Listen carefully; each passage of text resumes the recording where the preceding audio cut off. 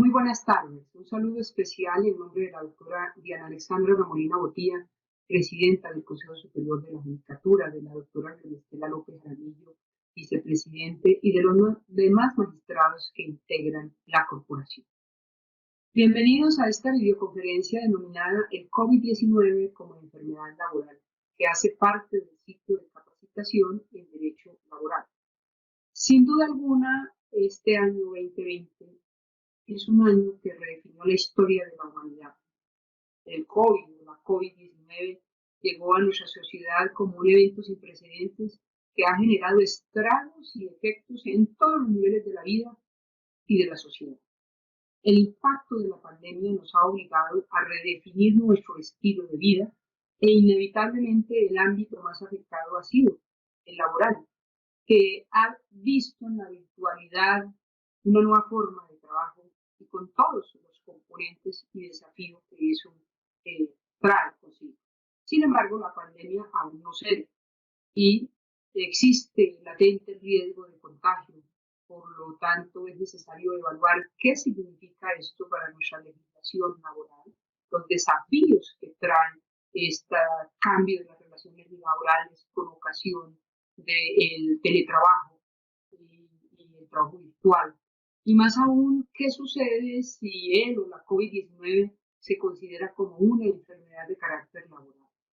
El día de hoy tenemos el gusto de contar con el doctor Óscar Bravo Moreno, abogado de la Universidad Sergio Arboleda, especialista en Derecho Laboral de la Universidad Javeriana. El doctor Bravo se ha desempeñado como abogado litigante en temas de Derecho Laboral y Seguridad Social con la firma MIA Abogados, defendiendo a diversas entidades estatales y privadas. Fue abogado laboralista de la Sociedad Portuaria Regional de Buenaventura.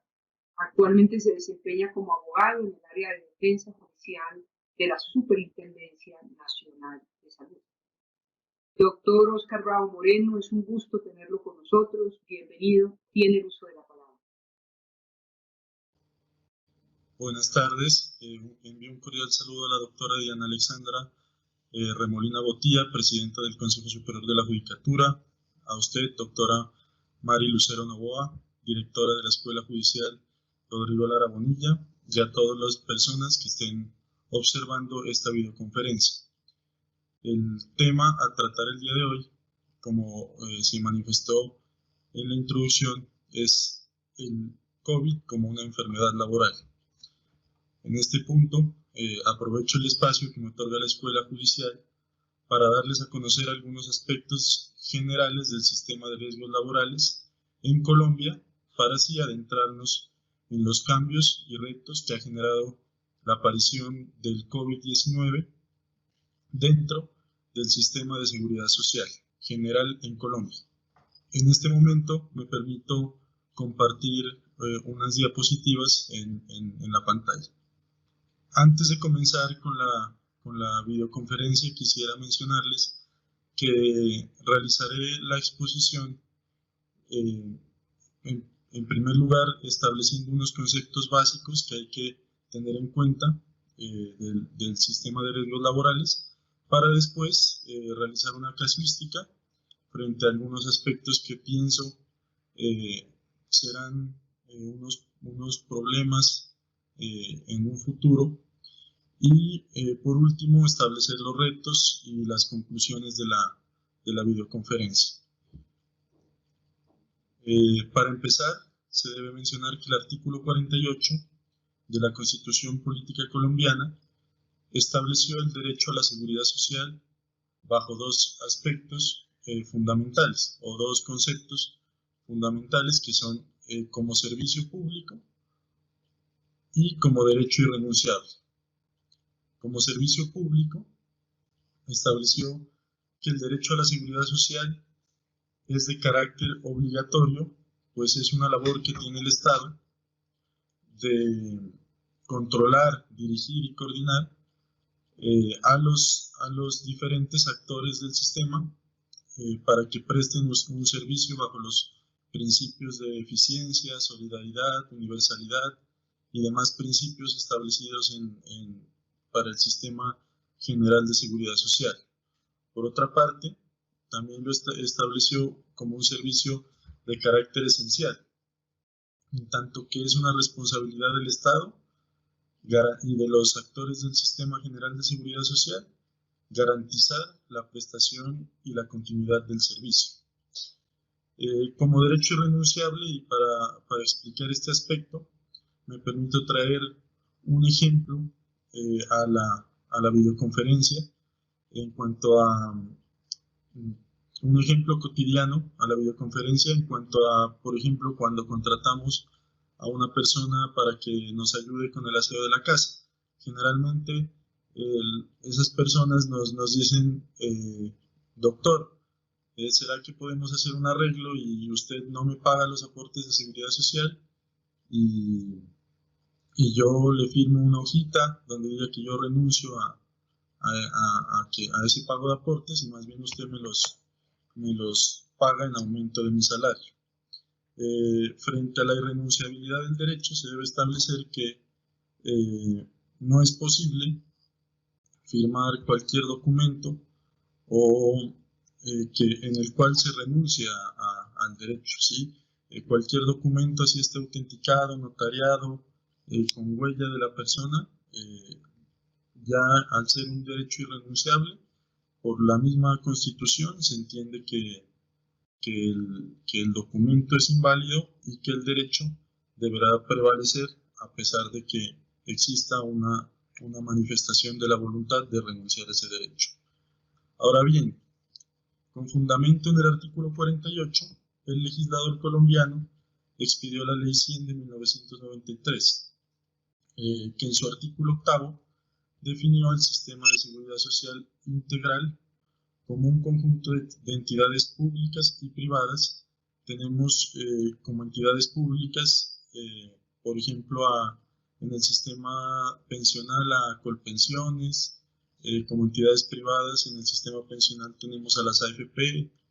Porvenir, Protección, Colfondos, como entidades que hacen parte del sistema. En el tema en el tema del régimen de salud tenemos a las EPS, Sanitas, Salud Vida, entre otras. Y en el sistema de riesgos laborales podemos establecer a las administradoras de riesgos laborales como Positiva, Seguros Bolívar, entre otras entidades que hacen parte del sistema de seguridad social. También lo definió como un conjunto de normas y procedimientos, y en ese sentido se debe manifestar que el sistema de seguridad social en Colombia se encuentra reglado, es decir, cada situación que pasa en el Sistema General de Seguridad Social está establecida en una norma que rige su funcionamiento. Así, por ejemplo, encontramos que para evaluar la pérdida de capacidad laboral de una persona, la Ley 100 en su artículo 41 establece un procedimiento ante las diferentes entidades o actores del sistema, como por ejemplo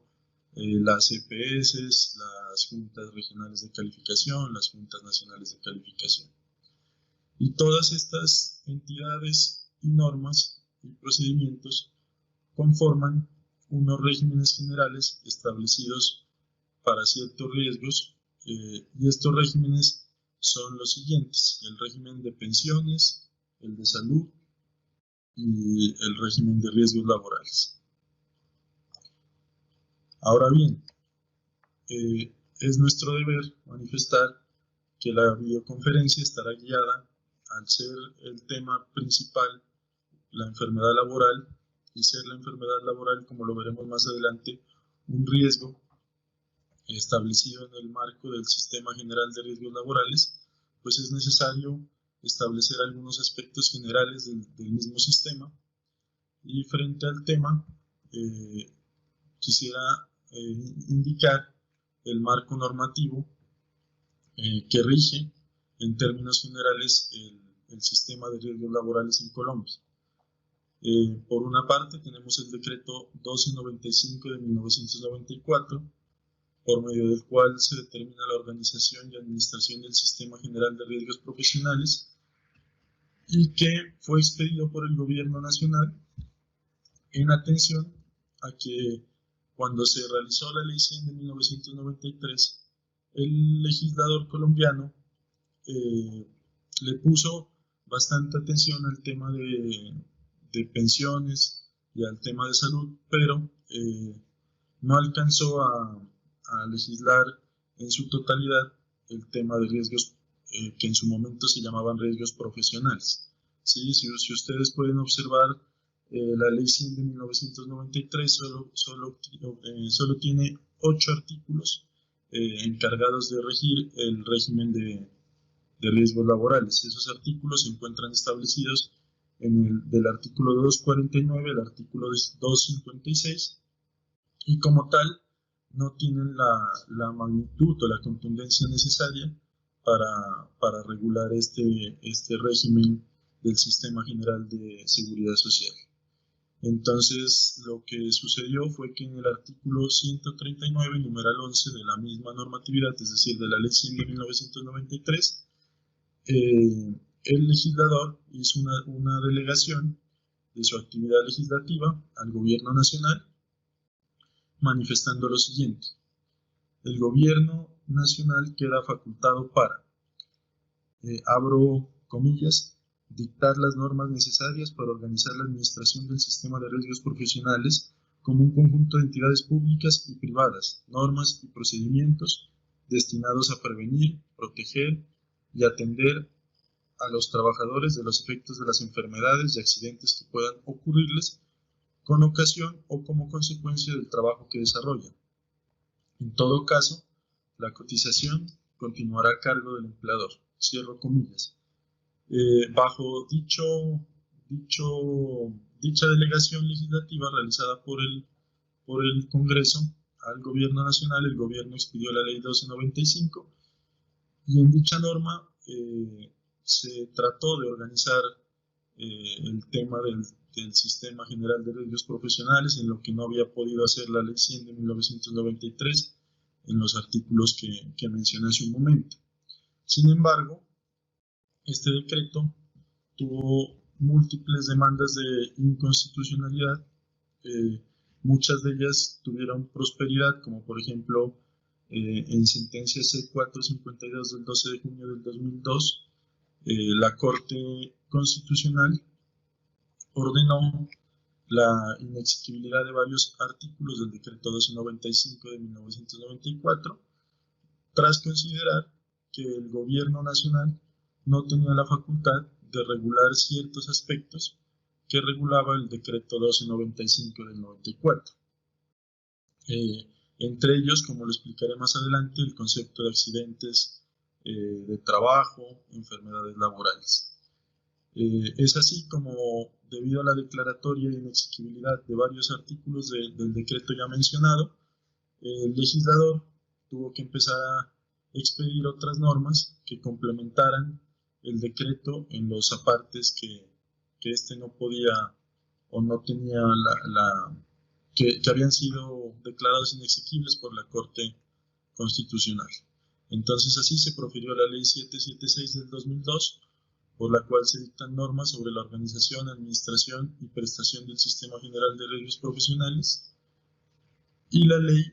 1562 del 2012, por la cual se modifica el sistema de riesgos laborales y se dictan otras disposiciones en materia de salud ocupacional. Teniendo en cuenta pues el marco normativo, es importante ahora pasar a establecer cuáles son o cuál es el concepto de riesgos laborales y cuáles son los riesgos laborales que asume el sistema de riesgos laborales dentro del Sistema General de Seguridad Social en Colombia. Frente a los riesgos laborales existe una definición en el decreto Ley 1295 del 94, en la cual establece que los riesgos laborales son todos aquellos que nacen en el desarrollo de una actividad laboral y se clasifican en accidente de trabajo, cuya definición se encuentra establecida en el artículo 3 de la Ley 1562 del 2012, y enfermedad laboral, cuya definición se encuentra establecida en el artículo 4 de la misma normatividad. Frente al concepto de accidente de trabajo, como se debe explicar algunos antecedentes que son, que son los siguientes. El mismo concepto estaba contemplado en el artículo 9 del decreto 1295 de 1994 y como se manifestó pues en la hace un momento,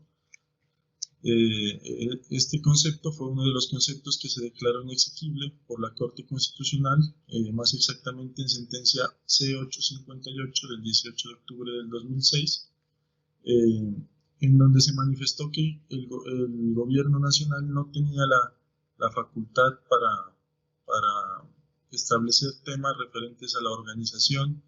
del sistema de riesgos laborales, sino simplemente temas derivados o temas referentes a la administración del mismo régimen, por lo que no era posible que el gobierno nacional definiera el concepto de lo que es una enfermedad laboral. En ese sentido, la Corte declaró inexequible el artículo 9 y estableció que sus efectos estarían diferidos hasta el 20 de junio del año 2007. O sea que el legislador tenía hasta esa fecha, 20 de junio del 2007, para definir lo que era una enfermedad, un accidente de trabajo. Sin embargo, ya al ver la necesidad o el vacío que se había generado debido a la declaratoria de inexequibilidad del concepto de accidente de trabajo y su necesidad frente al problema de establecer cuál es la entidad que debe reconocer las prestaciones generadas por el sistema de riesgos laborales y cuáles son las prestaciones que debería reconocer, a través de un concepto emitido por el Ministerio de Trabajo, se decidió tomar como definición de accidente de trabajo la establecida en la decisión 584 de la Comunidad Andina de Naciones. Posteriormente, se expidió la ley 1562 del 2012, en la que en su artículo 3 estableció una definición de accidente de trabajo y lo expuso como todo suceso repentino que sobrevenga por causa o con ocasión del trabajo y que produzca en el trabajador una lesión orgánica, una perturbación funcional o psiquiátrica y una invalidez o la muerte. Inclusive dentro del artículo también estableció otras posibilidades de accidente de trabajo o de eventos que se puedan considerar accidente de trabajo. Dentro de ellas pues estableció que, por ejemplo, ese accidente de trabajo el que se produce por órdenes del empleador, aunque sea fuera del lugar de trabajo. Estableció también el conocido accidente de trabajo in itinere, que es aquel en el que ocurre cuando el trabajador presta el servicio de transporte de la casa al trabajo y del trabajo a la casa. El empleador presta el servicio de transporte al trabajador de la casa al trabajo y del trabajo a la casa. También estableció el ocurrido en función de actividad sindical y el accidente que podría ocurrir en actividades deportivas o culturales que realice la empresa o el empleador. Es importante tener en cuenta el concepto de accidente de trabajo dentro de esta exposición, toda vez que así no lo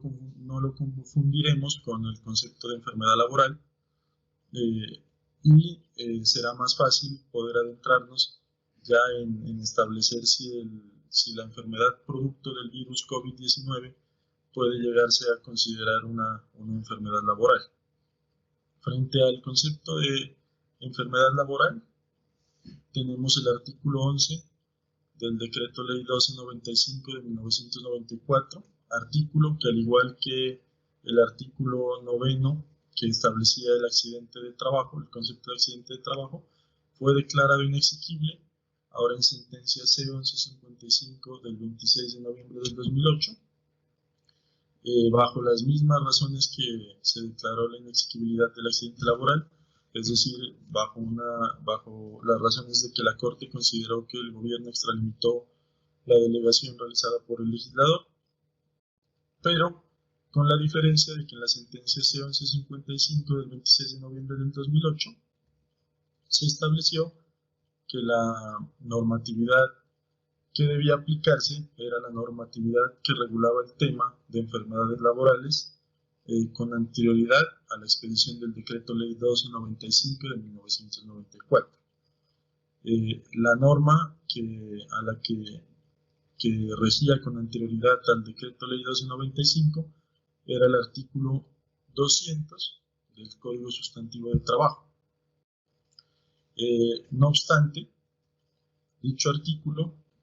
en el momento en el que tuvo vigencia, se aplicó únicamente a los trabajadores particulares, ya que los trabajadores oficiales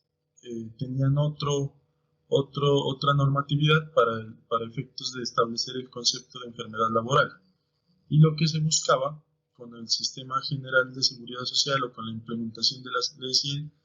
era unificar todos aquellos regímenes que estaban separados. Entonces se empezó a ver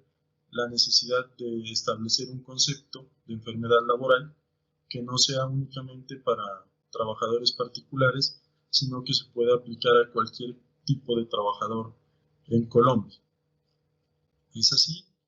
como se decide tomar como para el concepto de enfermedad laboral lo establecido en la decisión 584 de la Comunidad Andina de Naciones, hasta que posteriormente, y como lo dije, el legislador a fin de llenar esos vacíos que habían dejado las sentencias de inexequibilidad o de inconstitucionalidad, expidió el artículo 4 de la Ley 1562 del 2012, en donde definió lo que era una enfermedad laboral. En este momento me permito presentarles una tabla en donde aparecen las normas que se han tenido en cuenta para establecer el concepto de enfermedad laboral, hasta llegar a la definición de enfermedad laboral contenida en la Ley 1562 del 2012. El primer concepto lo da el Código Sustantivo del Trabajo, el segundo el Decreto 1295 del 94 y el tercero la Decisión 584 de la CAN. Dentro de estos diferentes conceptos es interesante establecer que muchos tienen cosas en común y otros, a pesar de tener cosas en común, aumentan o evolucionan el concepto principal, ¿no? Podemos ver que tanto el Código Sustantivo del Trabajo como el Decreto 295 del 94 establecen que una enfermedad profesional es un estado patológico. Tienen similitudes en cuanto a establecer que se produce por consecuencia del trabajo o del medio en que se ha visto obligado a trabajar el trabajador. Sin embargo, el Decreto 1295, por ejemplo, tiene unas añadiduras, y es que ya empieza a hablar de la tabla de enfermedades profesionales y empieza a decir que el gobierno tiene la obligación de establecer cuándo una enfermedad es profesional y cuándo debe estar inmersa dentro de la tabla de enfermedades profesionales. También tenemos la decisión 584 de la CAN o de la Comunidad Andina de Naciones, en donde se establece que la enfermedad laboral es una enfermedad contraída como resultado de la exposición de factores de riesgo inherentes a la actividad laboral. Posteriormente viene la definición actual de enfermedad laboral, que si la analizamos es como una especie de unión de todas las definiciones anteriores, ya sin manifestar que la enfermedad laboral es una patología. Entonces, dice la definición: es enfermedad laboral la contraída como resultado de la exposición a factores de riesgo inherentes a la actividad laboral. Podemos ver que hasta ahí tomó la definición de la de la decisión 584 de la Comunidad Andina de Naciones, o del medio en el que el trabajador se ha visto obligado a trabajar. Este es un aspecto que se había reiterado tanto en el Código Sustantivo de Trabajo como en el Decreto 1295 de 1994. Y además, en sus parágrafos, tanto en el 1 como en el 2, estableció que será el Gobierno Nacional, previo concepto del Consejo Nacional de Riesgos Laborales, quien determinará las enfermedades que se consideran como laborales. Y en el parágrafo 2 estableció que el Ministerio de Salud y de la Protección Social, junto con el Ministerio de Trabajo, deberán realizar una actualización de la tabla de enfermedades laborales por lo menos cada 3 años, atendiendo los estudios técnicos financiados por el Fondo Nacional de Riesgos Laborales. Dentro de la definición, pues se puede destacar que para que una enfermedad esté dentro de la tabla de enfermedades laborales, tiene que, en principio, haber un concepto del Consejo Nacional de Riesgos Laborales, y en segundo lugar, tiene que haber un estudio técnico para que pueda entrar la enfermedad a ser parte de las enfermedades laborales. Sin embargo, pues la existencia de la tabla de enfermedades laborales, y este es un aspecto que hay que recalcar, que también lo menciona el artículo, no necesariamente implica que existan otras enfermedades que, demostrándose la relación de causalidad entre la enfermedad y el trabajo, podrán ser consideradas también como enfermedades laborales. Entonces, frente a este punto, al punto de establecer si una enfermedad que no esté dentro de la tabla de enfermedades laborales puede o no puede ser una enfermedad laboral, se nos han dado varios criterios, ¿no? El primero, para identificar si una enfermedad es o no es laboral, es que enfermedad laboral es toda aquella que se deriva de factores de riesgo inherentes al trabajo. Es decir, por ejemplo, la persona que trabaja como digitadora en una empresa, ¿sí? Muy seguramente su riesgo va a ser el túnel del carpo, ¿no? La enfermedad del túnel del carpo. Entonces, podemos ver que ahí, digamos que el trabajo deriva un factor de riesgo para el trabajador, para que el trabajador tenga una enfermedad laboral. Otro criterio para establecer si es una enfermedad laboral o no es el hecho de que es aquella que surge del ambiente en el que el trabajador debió ejecutar el trabajo. Entonces, en este punto podemos poner de ejemplo a muchos agricultores cuyos trabajadores pues tienen que emplear sustancias químicas para el tema del cultivo, para, por ejemplo, eliminar las plagas, y esos químicos pueden generar algunas enfermedades al trabajador, y estas enfermedades podrán, sin que necesariamente estén dentro de la tabla de enfermedades laborales, consideradas como enfermedades laborales. Por último, pues el criterio más importante ya para establecer que una enfermedad es laboral es como ya habíamos dicho, la tabla de enfermedades laborales. Frente a la tabla de enfermedades laborales, se debe establecer que la misma se ha venido cambiando o ha venido cambiando conforme a las diversas normatividades que la han venido regulando. Por ejemplo, la ley 1562 del 2012 dispuso que esta deberá ser actualizada cada 3 años. Ese era un aspecto que bajo el decreto ley 1295 no se había establecido. Igualmente es importante tener en cuenta que para que una enfermedad sea parte de la tabla de enfermedades laborales, vuelvo y repito, será necesario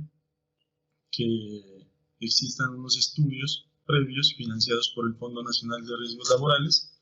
y además que exista un concepto del Consejo Nacional de Riesgos Laborales. Entonces, la pregunta como tal es ¿cuál es la importancia de establecer el origen de las enfermedades como laborales o comunes? La importancia de establecer el origen radica en cuál es la entidad que reconoce las prestaciones a favor del afiliado y cuáles son las prestaciones que deberá reconocer el sistema. Porque una cosa es que una enfermedad sea común y las prestaciones las reconozca el régimen de salud, y otra cosa es que la enfermedad sea laboral y las prestaciones las tenga que reconocer el Sistema General de Riesgos Laborales. Sin embargo, como en la presente videoconferencia la hemos enfocado al sistema de riesgos laborales, pues me adentraré a explicar cuáles son las prestaciones que rigen el Sistema General de Riesgos Laborales. Dentro de las prestaciones se encuentran las prestaciones asistenciales, que están establecidas en los artículos 5 y 6 del Decreto 1295 de 1994, y son todas aquellas referentes a los servicios que se deben prestar al afiliado cuando sufra una enfermedad laboral, y que vale la pena aclarar que son prestadas por las empresas promotoras de salud y después pagadas por la administradora de riesgos laborales. Dentro de las prestaciones asistenciales podemos encontrar, por ejemplo, la asistencia médica, la asistencia quirúrgica, los servicios de hospitalización, los servicios de odontología, los servicios auxiliares de diagnóstico, de tratamiento. Como prestaciones económicas, entendidas como un pago que se realiza al afiliado que sufre una enfermedad laboral, encontramos el artículo primero de la Ley 776 del 2002, que remite al Decreto Ley 1295 de 1994, y que para el sistema de riesgos laborales son la incapacidad temporal, que es un pago que se realiza conforme al número de días de incapacidad expedidas por la EPS, las incapacidades permanentes parciales, que son una indemnización única que realiza el sistema de riesgos laborales a aquellas personas que, sin perder más del 50% de su capacidad laboral, han perdido de manera funcional o física un miembro o parte de su cuerpo que les impide seguir realizando sus labores de manera normal. Por otra parte están las prestaciones por invalidez o pensión de invalidez, y las prestaciones por muerte, que son aquellas como la pensión de sobrevivientes. Entonces, ya una vez explicado como el marco conceptual del Sistema General de Riesgos Laborales, es importante preguntarse si la enfermedad producto del COVID-19 es de origen laboral. Frente al tema, en Colombia únicamente existen dos normas, que son el Decreto 538 del 2020 y el Decreto 676 del mismo año. El Decreto 538 del 2020, por medio del cual se adoptan las medidas en el sector salud para contener y mitigar la pandemia del COVID-19 y se garantiza la prestación de los servicios de salud en el marco del estado de emergencia económica, social y ecológica, en su artículo 13 eliminó los requisitos para incluir en la tabla de enfermedades laborales la producida por el COVID-19. Es decir, ya con el artículo 13 no fue necesario que el gobierno pidiera un concepto previo al Consejo Nacional de Riesgos Laborales, ni tampoco hiciera los estudios previos, sino que simplemente podría establecer con un decreto la entrada de la enfermedad producto del COVID como una enfermedad que se encuentra dentro de la tabla de enfermedades laborales. Aunado a lo anterior, en el decreto 538 también se ordenó a las ARLs reconocer las prestaciones asistenciales y económicas derivadas de la enfermedad. Como puede observarse, pues aquí el decreto es bastante amplio, y posteriormente veremos que se restringe un poco la aplicación del COVID como enfermedad laboral. Así pues, se emite el decreto 676 del 2020, por el cual se incorpora una enfermedad directa a la tabla de enfermedades laborales y se dictan otras disposiciones. Y este decreto permite que el COVID o la enfermedad causada por el COVID se incluya en las tablas de enfermedades laborales como una enfermedad directa, pero para ciertas personas, ¿no? Entonces el decreto establece que, que solo será enfermedad laboral para personal del sector salud y incluye al personal administrativo, de aseo, vigilancia y de apoyo que preste servicios directos en las diferentes actividades de prevención, diagnóstico y atención de la enfermedad producto del COVID. Sí, igualmente vuelve el decreto a establecer que las ARLs deberán costear las prestaciones asistenciales y económicas que surjan del riesgo, o sea, de la enfermedad producto del COVID, que deberán financiar las pruebas de COVID y los elementos de protección y seguridad de salud en el trabajo. En este punto es importante, ya como para adentrarnos más en el tema, establecer algunos casos que nos permitan entender si la enfermedad producto del COVID-19 puede o no puede ser una enfermedad laboral. Porque una vez revisado el concepto de enfermedad laboral y los decretos que ha expedido el gobierno nacional, siempre quedan algunas dudas que para poderlas establecer es importante como desarrollar una casuística. Así entonces, el primer caso que decidí traer para la explicación en la videoconferencia es el siguiente. Juan es un médico que trabajaba en el pabellón de COVID de un hospital. Estando en ejercicio de su profesión, se contagia con el virus, lo que genera que sea hospitalizado y se generen 30 días de incapacidad temporal. En este caso, podemos observar que es muy fácil establecer si el COVID es o no una enfermedad laboral, porque simplemente es cuestión de leer el decreto 676 y podemos observar que pues Juan es personal de salud, por ser médico hace parte del personal de salud, está en ejercicio de su profesión, trabaja en el pabellón COVID y muy seguramente pues el riesgo inherente es bastante alto a su profesión. Entonces este caso es bastante sencillo para entender que el COVID, cuando el COVID puede ser una enfermedad laboral y en este caso pues estaría clarísimo que es la administradora de riesgos laborales la que debe entrar a reconocer los 30 días de incapacidad temporal que se le otorgaron al doctor Juan. Un segundo caso es el siguiente. Andrea es médico y trabaja en el pabellón de COVID-19 del Hospital San Juan de Dios. El día viernes, Andrea, después de su turno de trabajo, decide ir a la fiesta de cumpleaños de su mejor amigo, fiesta en la cual se contagia por COVID-19, lo que le genera graves secuelas que culminan en la parálisis total de sus manos. En este caso, por ejemplo,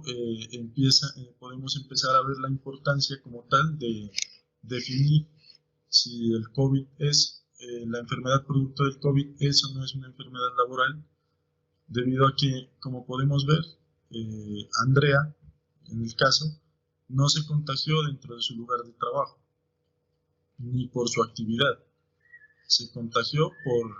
por asistir a una fiesta de cumpleaños. Entonces, aquí podemos ver la importancia de determinar como tal la relación de causalidad entre la enfermedad y el trabajo. ¿Sí? No es tan cierto lo que dice el decreto de que solo es enfermedad laboral para aquellos trabajadores de la salud,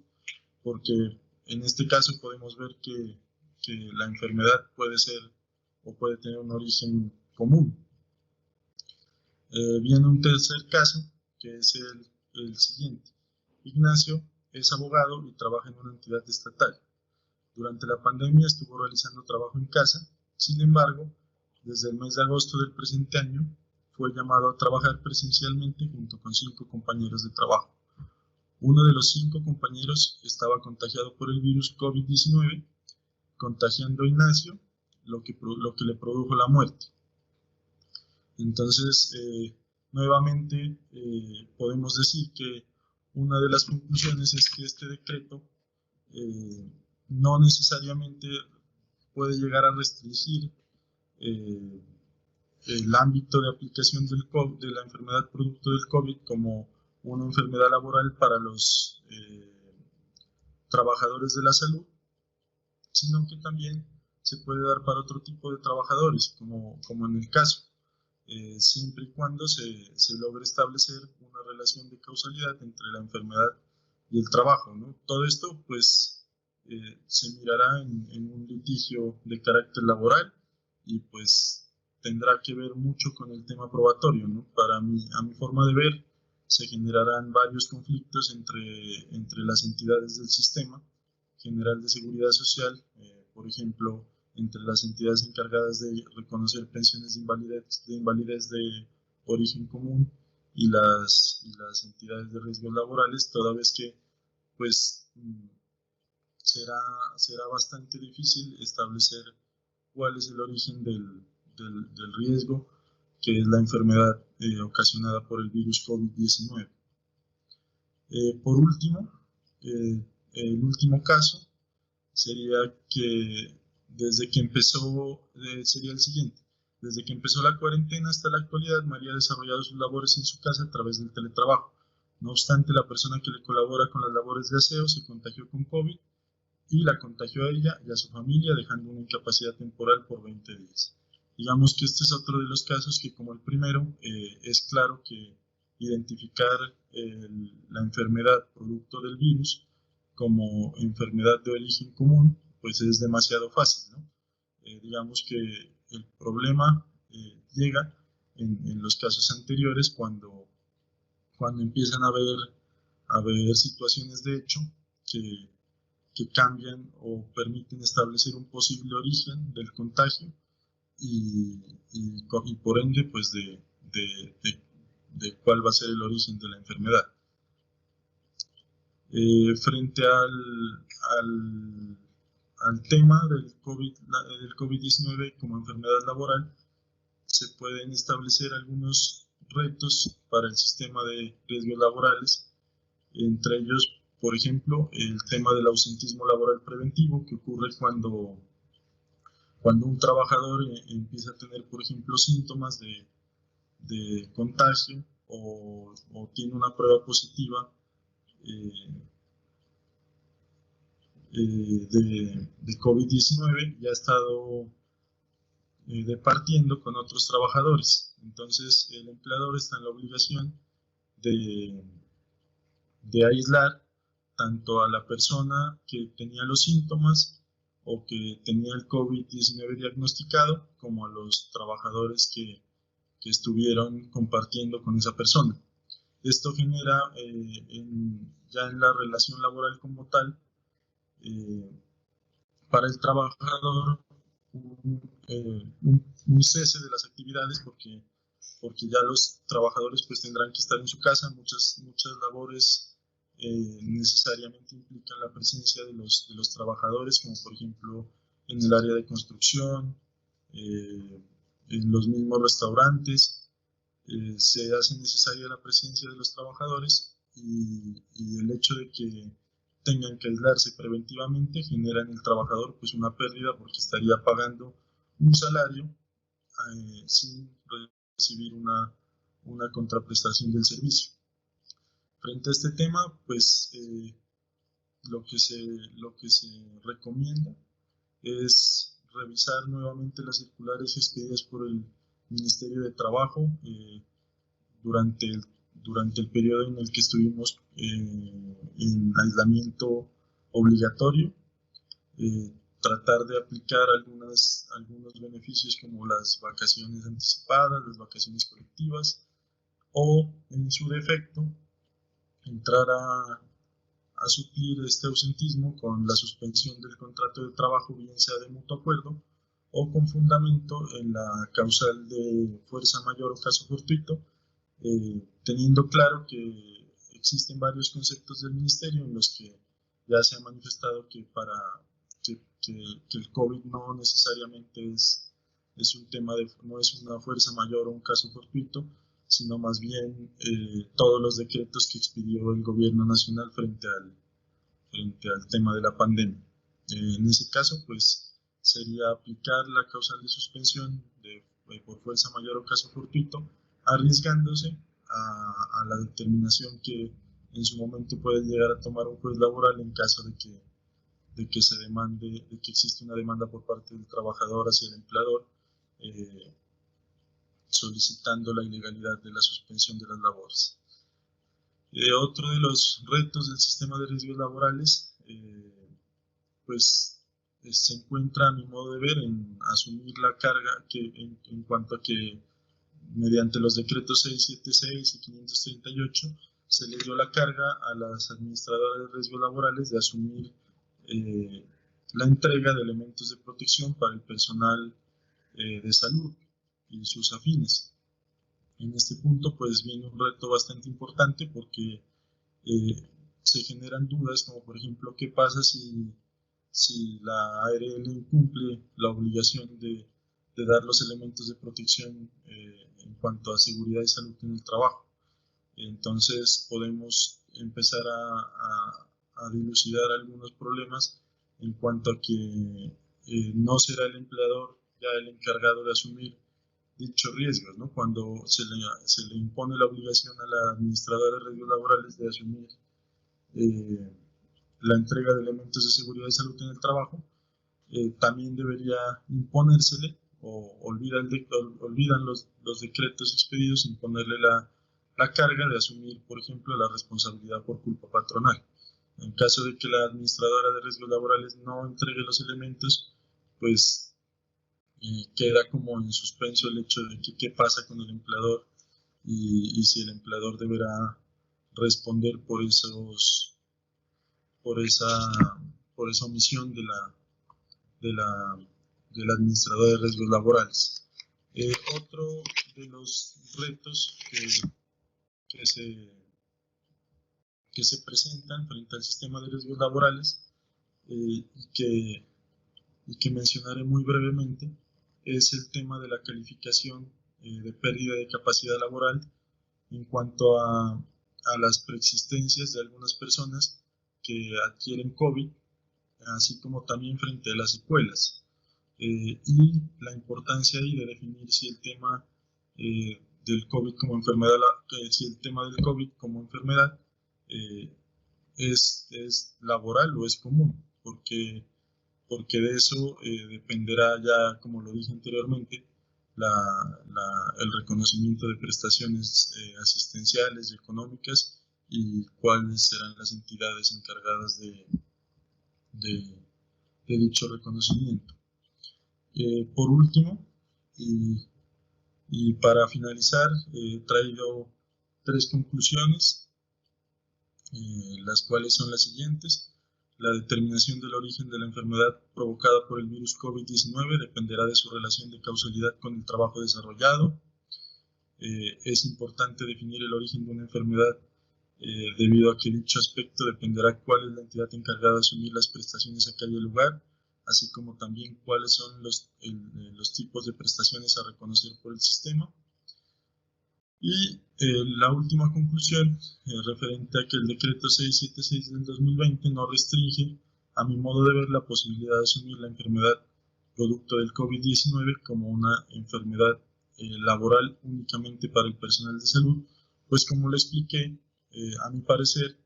en el momento en que empiecen a desarrollarse los casos y empiecen a llegar las demandas solicitando prestaciones económicas como la pensión de invalidez, la pensión de sobrevivientes, pues existirá cierto conflicto entre las entidades del sistema en cuanto en cuanto al origen de la enfermedad causada por el virus COVID-19. Así cierro esta videoconferencia agradeciendo nuevamente a la Escuela Judicial Rodrigo Lara Bonilla por este espacio y le doy la palabra a la doctora Mari Lucero Novoa para que me mencione si existen algunas preguntas frente a lo expuesto en esta conferencia. Muchas gracias. A usted, doctor Oscar Bravo Moreno, por su intervención y enseguida vamos al fragmento de preguntas. Doctor Oscar, la primera, ¿por qué es importante reconocer al COVID-19 como una enfermedad laboral? Es importante el reconocimiento como enfermedad laboral porque de eso depende la entidad que reconocerá las prestaciones del sistema general de seguridad social. Si la enfermedad se establece como una enfermedad común, si el COVID se establece como una enfermedad común, que es lo que ha hecho el decreto 676 para los trabajadores que no tienen que ver con salud, pues las prestaciones del sistema vendrán a cargo de las EPS en cuanto a prestaciones asistenciales en salud, también incapacidades temporales y de los fondos de pensiones en cuanto a posibles pensiones de invalidez o sobrevivientes en riesgos comunes. Y si la enfermedad causada por el COVID-19 se determina como laboral, tendrá que ser ya la ARL la responsable de asumir las prestaciones. Entonces, es bastante importante definir, o pienso que es bastante importante definir el tema porque en cierto modo se causaría una afectación económica y financiera bastante importante para el sistema de pensiones